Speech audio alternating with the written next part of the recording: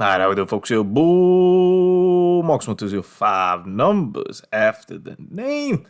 Little Markers of Friends action over here, man. Some audio problems over here in these recordings. Hopefully, it's not too many of these that we got a little bit of a weird audio kind of thing. But these were kind of live commentary stuff. It was really my first time kind of recording everything. So every time we did a session, it was a little bit like weird. I was still even using my old computer now I think about it.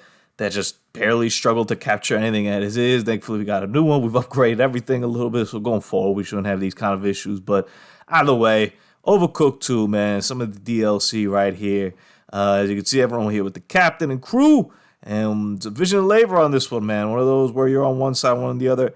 I find these a little bit easier than, for example, 1.3 that we posted a couple weeks ago, because at least like you're forced to kind of be here and the other person is be there. To me, when you have stages where you have options or where things kind of move and then you have to flip, those are difficult a little bit. I mean, look at here. Like, we couldn't make it down there, but we just give it to the person and they do it over there. You throw the dishes, you kind of tell them. Is it overwhelming for the one person on the one side? Probably. I mean, I'm just chilling over here being a panda, barely moving. But at least you have a division already of labor set up in the game itself. Like, the game is literally like, hey, this is what this person could do, and this is what this person could do, and y'all figure out how and who and what and when. Cool.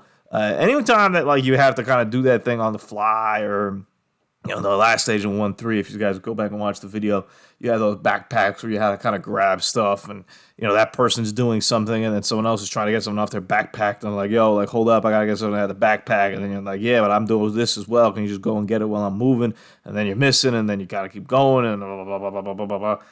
Everything is solved by communication, as you'll see over here. We beat all the stages. I mean, it happens, it works. But I do find these to be a little bit easier. And anytime I kind of see a stage where there's a little bit of a division of labor, I take a little bit of a deep breath and I'm like, okay, cool.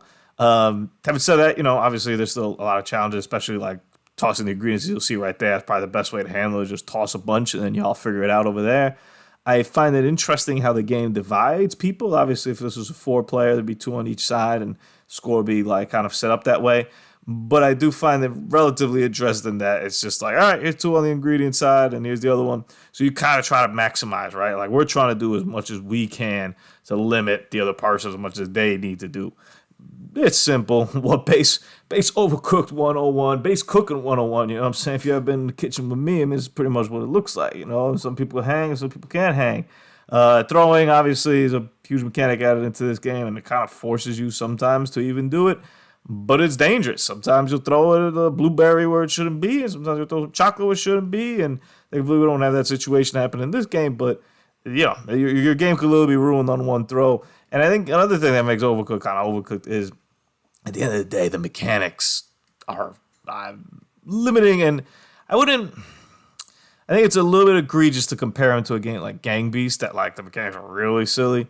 But it's Gang Beast-like, if you kind of understand what I'm saying. Like, everything's a little bit floaty at the end of the day in Overcooked. More floaty probably than it needs to be. But it adds to that fun. And it adds to kind of that experience, and it adds to that feel about the game. That, like, hey, this isn't 100% over here. We're not talking like Call of Duty level, like accuracy. Oh, man, I just punted that poor chocolate right there. We had another chance over there to put that on the pan. I hope we don't need that. That's rough, because we only got 15 seconds over here. Let's plate that. Let's serve it in. Oof.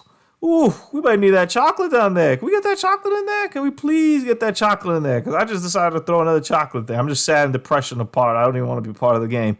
And that guy was there. I think we needed 1,700. We'll see over here in a second. But I think we needed 1,700. Yeah, it needs 1,700. So I almost just punted that order in that match away, man. Slim margins. Slim margins.